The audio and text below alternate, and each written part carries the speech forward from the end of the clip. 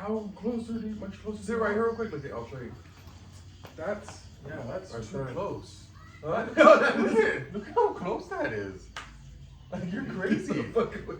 Yeah. Okay. Yeah, this is. Welcome back, episode 35 and alive. Let's go. That's better. All right. Yeah. The desk that I have in the garage, it was a captain. He was a captain in the army, and he was retiring, and he lived next to me. And I guess like the Before you go, this reminded me of MASH, where they get the desk. He wants the desk. Yeah. And he gets the Asian. Yeah. And I guess the protocol is when you're PCSing, when you're leaving to another duty station or you're retiring. Yeah. I think he said he was retiring, and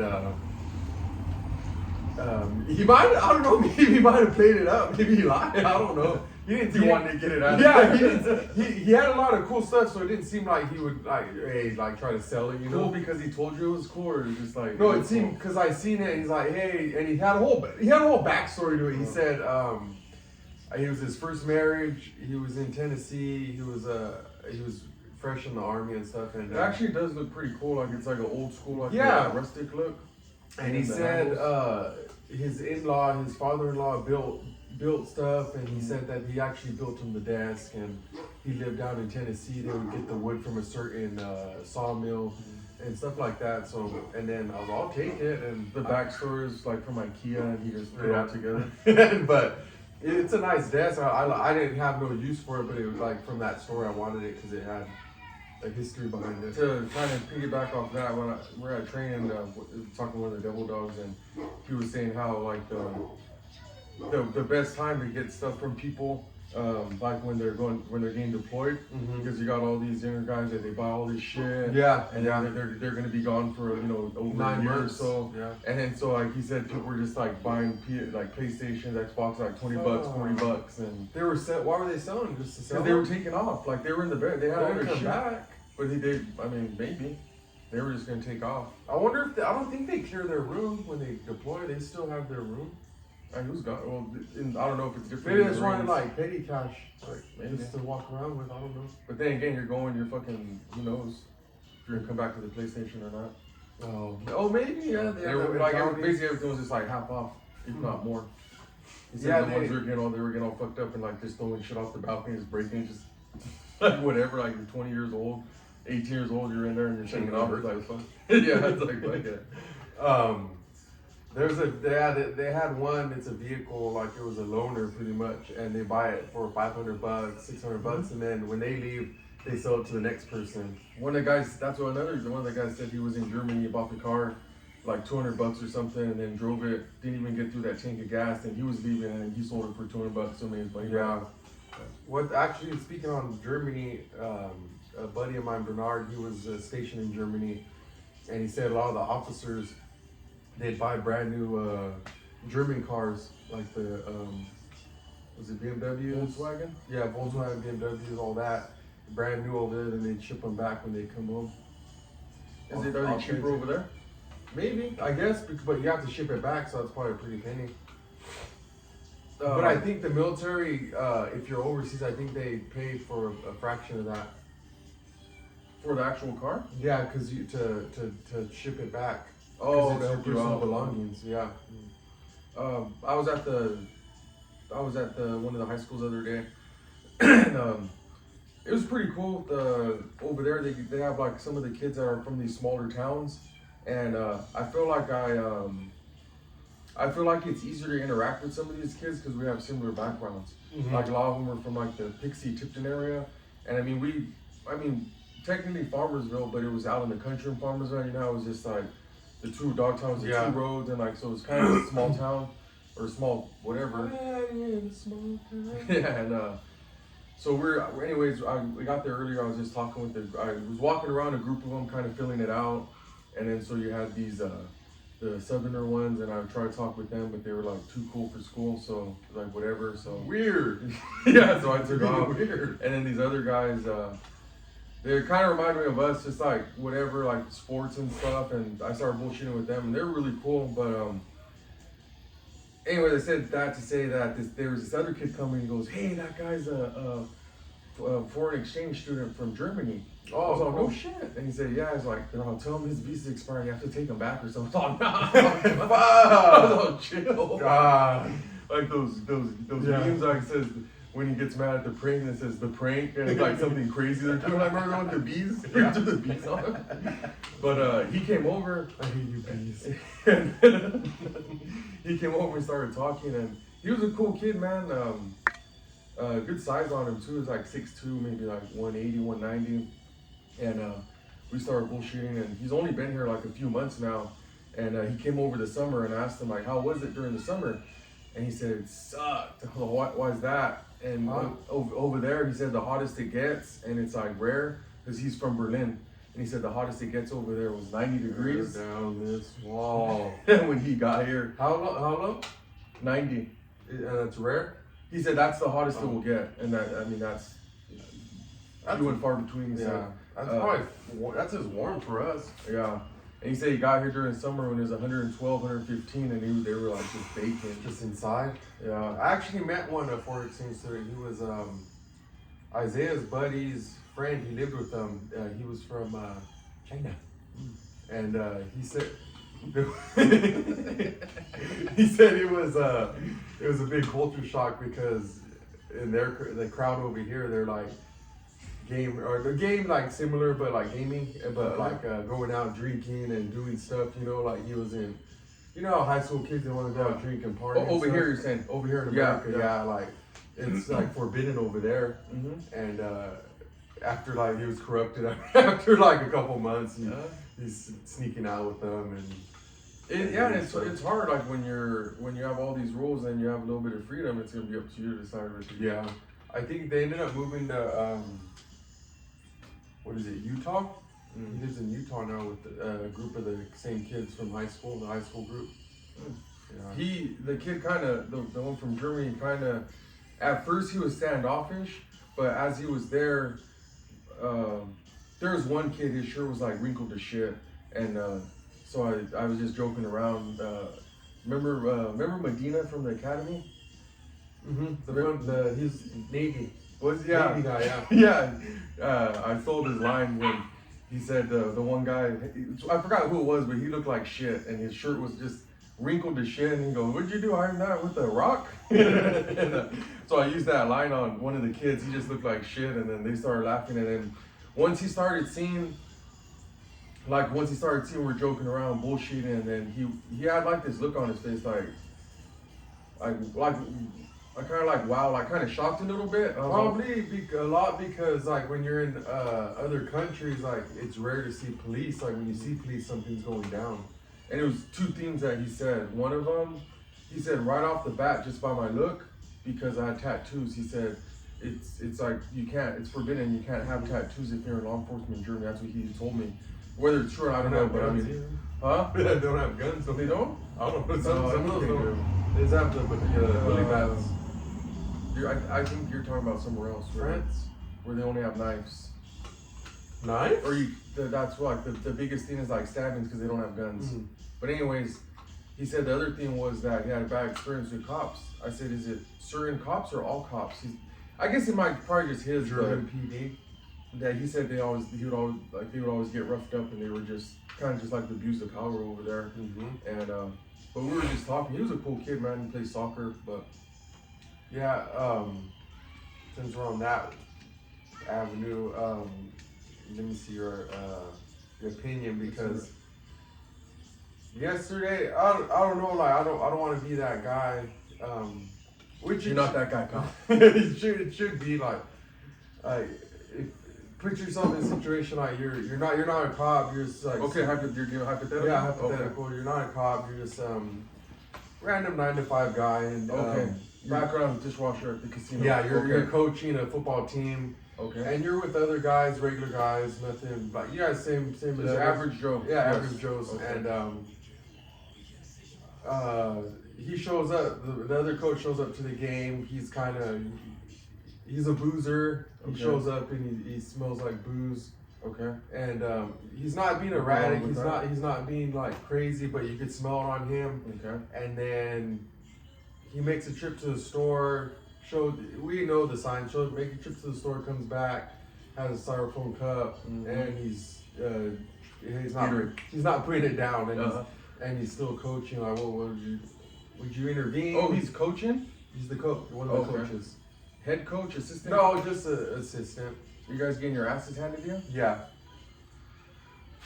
But he's like he's not no issues, nothing.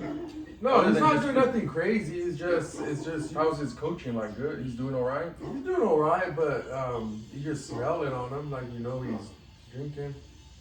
I think if he's not like acting crazy or it's like where he's belligerent, I think it'd be all right. I mean, that's the thing. I think our point of reference, like when we drank, it was in excess. Like we drank to get wasted, Hammered. Yeah. And that's the thing, like I think other people, they're either functioning drunks, but also they could drink socially, like have one or two and be all right, depending what he was having, you know? Could have maybe just been one beer in there. No, it was liquor. For sure. Yeah. But I mean, unless he's like doing something where it's like... Because it's a Saturday, yeah. Usually we play in the mornings, like around 11, early afternoon, and yesterday's game was at 5 Saturday p.m. vibes. Yeah. I think unless there's like a huge issue, I think it'd be all right. And then also too, you guys getting your asses kicked, so maybe he was trying to. I was gonna knock him out. Why? So the fuck? Yeah. So that escalated. Yeah. So the lineman, his son's on the line, and his son's on the line, and he's the tackle, and. When they were saying down set, the defense would shift. Okay. So tackle, you get this guy, the farthest guy, right? Yeah. You block down. Right. Yeah, down block. Yeah, farthest guy. Guard picks this guy up, and then so on and so forth. Mm-hmm. He was just blocking this guy. This guy was coming in. But were they verbalizing it, or were they just blocking it? This side was verbalizing. This side was not. I was like, call it out. Pick your guys up, you know. On 3 different occasions, Jojo got fucking lit up. Boom, nothing. And it would piss me off more. The running back was there, and he wasn't going out for a play. So instead of blocking, he was just fucking standing there. Yeah. So I screamed at him, and his parents were behind me. They didn't say nothing because they knew. But then, so halftime comes. The kid that was missing the block, the son of the dad that was drinking, he's right there too, and then. I laid into him and he starts crying. The kid? Yeah, and I'm still telling him stuff. Like I'm telling him exactly. I'm not like verbally. Are you screaming at him? No, I'm screaming yelling at what to do. Okay. I said, get on the line. If they shift to the left, you go right. Talk to each other. I'm telling him that loud. And the dad was like, chill. I was like, I'm telling him what's going on. And then I tell him again, and then.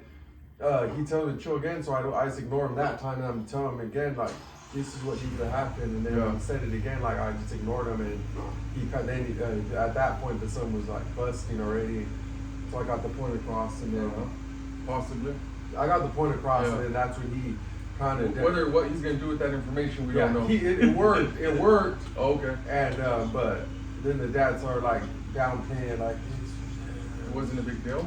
Like, downplaying, like, what to do. He was reiterating what I was saying, but like it wasn't a huge deal that JoJo was getting his ass lit up. Like he didn't understand why like it was a big deal. I was telling him, and the dad was telling him as well.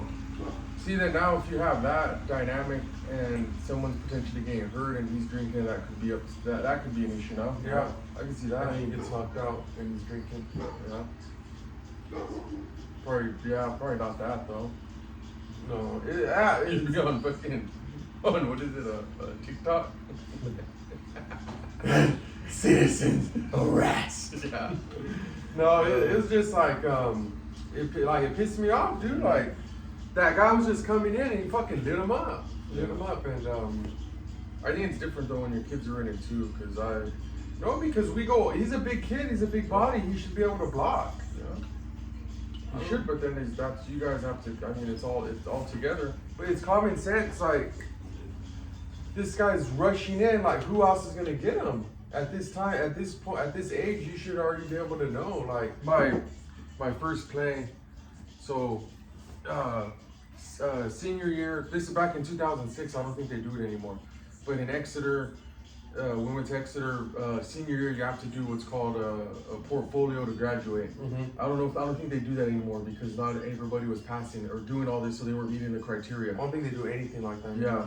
So it wasn't anything major, and I probably should have did it because you could have. It would have helped you in the long run, but it was like you had to make a resume, you had to have a speech that you presented to the counselors.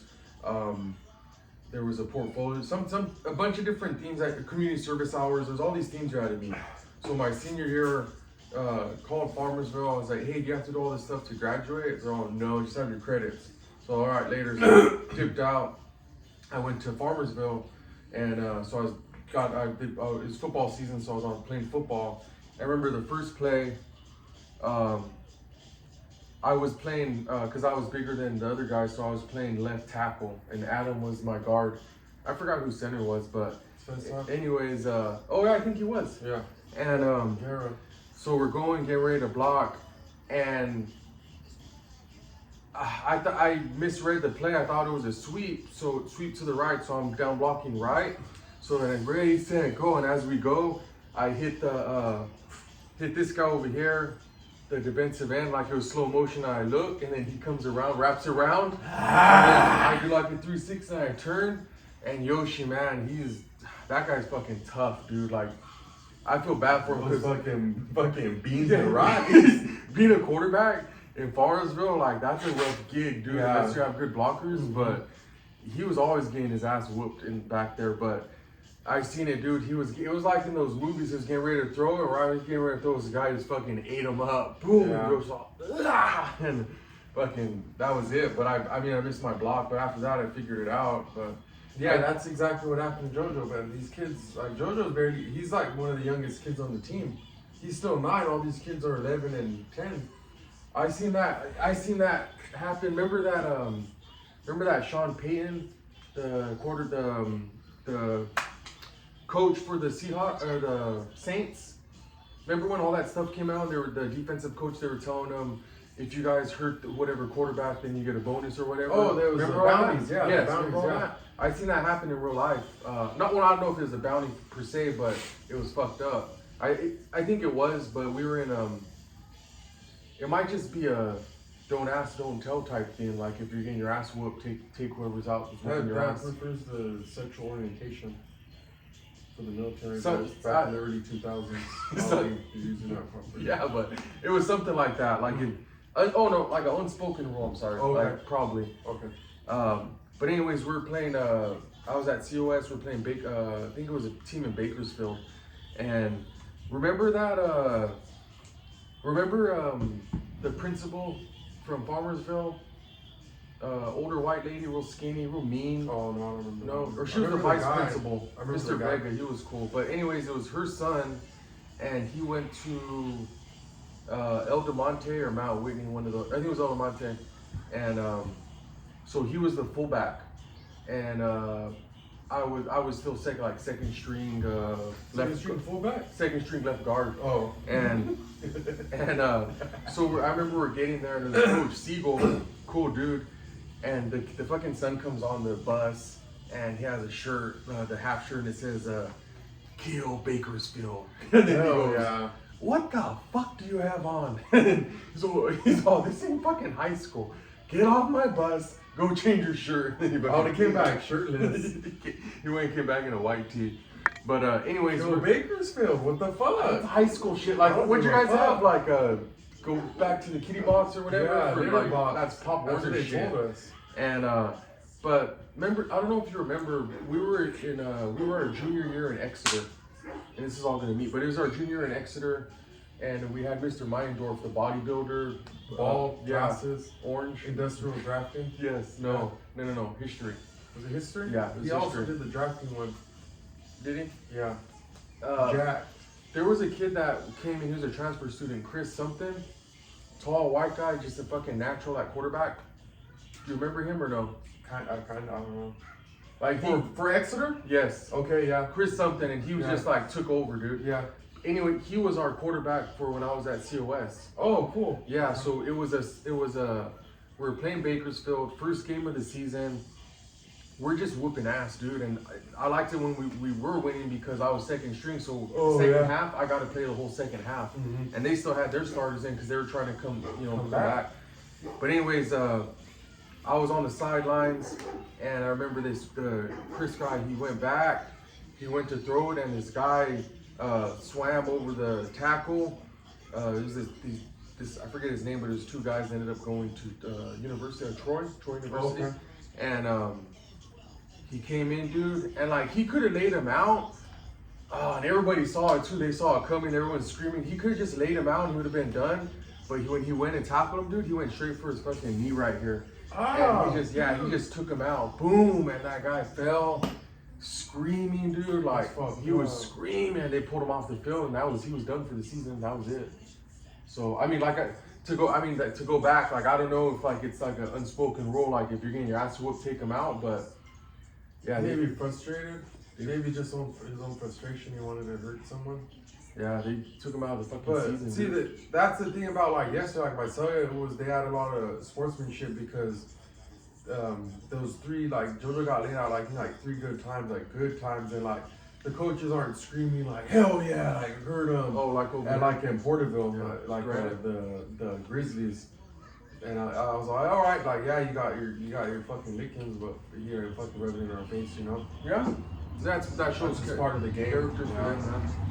It was on paper it would have been an even matchup, but I think it's like a catch-22, like a double-edged sword for you because like he's the quarterback and you don't want him getting hurt, but also you're coaching, so you don't want to lose either. So it's like a combination. No, I don't care about winning or losing. I want my linemen to play good and then just a good game, you know. But the thing that pisses me off, like these coaches, they think they know everything, like they're young coaches, and first fucking play, we have like four or five decent running backs, and then we have this other kid.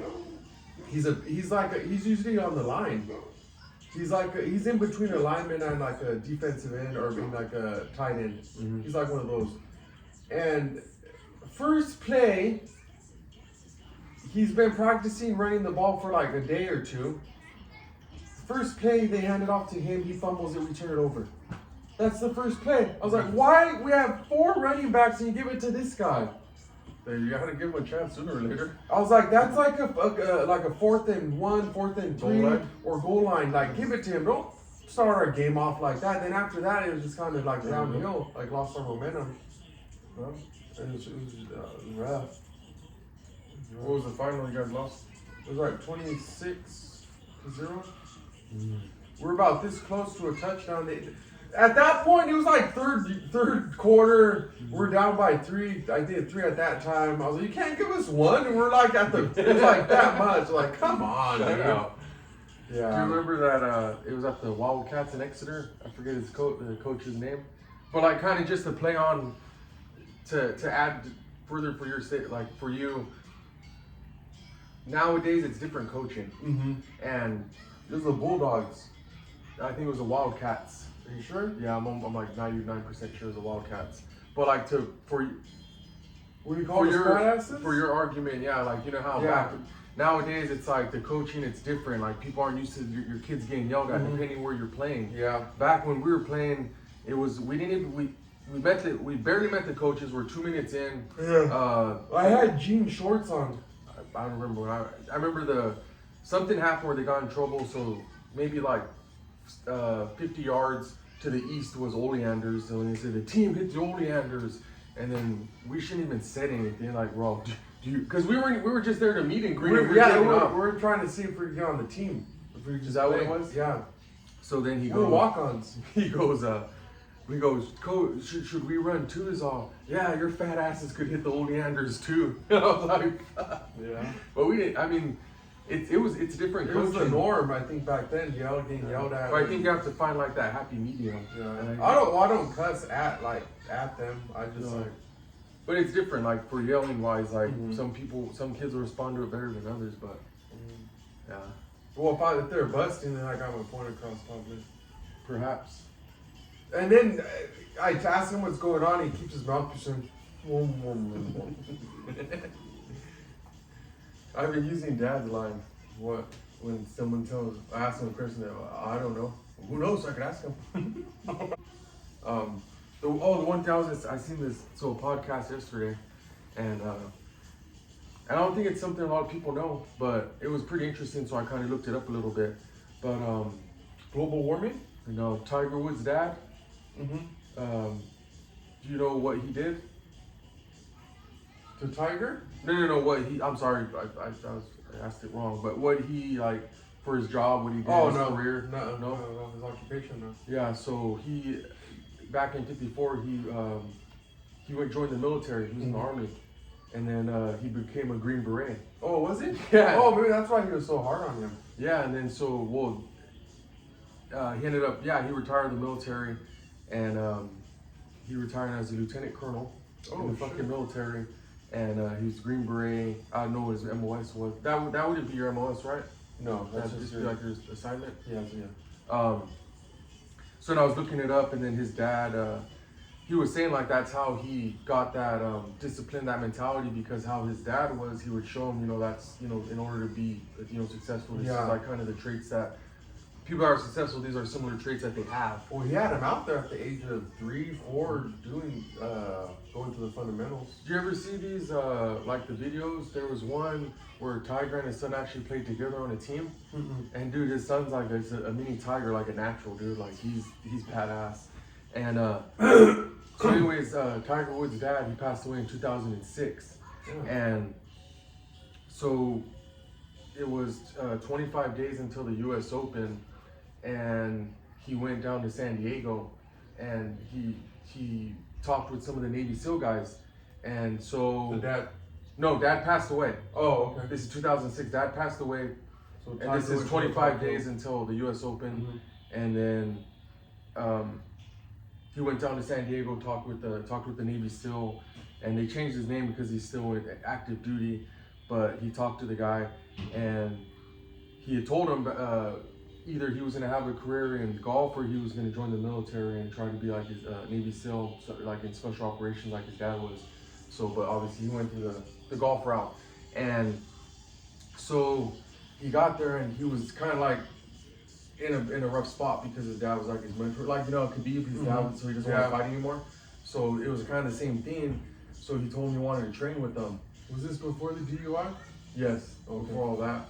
And so he wanted to train with them, and so he goes in there, and they go to this place called it was La Posta, I believe, if I remember correctly, and it was just south. It was the city in San Diego, south near the border, and it was all around it was like these big boulders and sand mimicking Afghanistan. Oh, so that's where they did the training, and so they went over there, and he was shooting the rifles, the handguns, doing everything, and so he goes in, and they have these sim rounds, and like the sim rounds are almost like a pellet paintball gun type thing. So he said they were lighting them up, and he went to the kill house where you do like this training and shit. And he was coming in and said they first came in, the guy said it was too easy. He was like picking them off. But he said by the end of it, they were showing how to clear rooms, the funnel of death, all that stuff, and he did better. And so now then they got to the target portion where like they put up 2 targets and you got to shoot the threat. Yeah. And then one of them had a gun, one had a camera. And then he shot the guy with the camera. And they asked him why, and he said he always hated reporters or whatnot. But it was kind of cool though. He went in there and did all that. But the last thing was the guy that was training him. He brought I think he said Taylor made out a club he wanted him to sign, and he said he couldn't sign it because it was like the rival brand for him. It was Nike. Yeah. So he said if you could outdrive me, he told the SEAL, if you could outdrive me, then I'll sign it. So the guy gets pulls the ball and everything, boom, drives it, hits it 270 yards. So it's pretty good. SEAL? Yeah. Oh, so pretty good. So Tiger gets over there, he's grabs his club, puts the ball down, gets on his knees, and then he does a baseball swing, boom, fucking just goes way over the fucking 270. But yeah, it's just interesting, like hearing things like that. Like the other stuff was I think we already looked it up and I told you about it. Like Nate Dogg, he was in the Marines. Oh yeah. B Art. Sir Mix-a-Lot. What was he? Army, Navy. I think was he? I don't know if he was in one of them. Might have been. Was B- it Ice-T? No. You think probably Nate Dogg. B Arthur, the one from the Golden Girl. She was a driver in the Marines. She was a Shaggy? reservist. Oh, that's Shaggy? what, you know that because Shaggy and yeah, He was in the Marines. There's a few of them, but whenever I see stuff like that, it's kind of interesting to me. Like just Jimi Hendrix, yeah, he was he got arrested for what did he get arrested Elvis.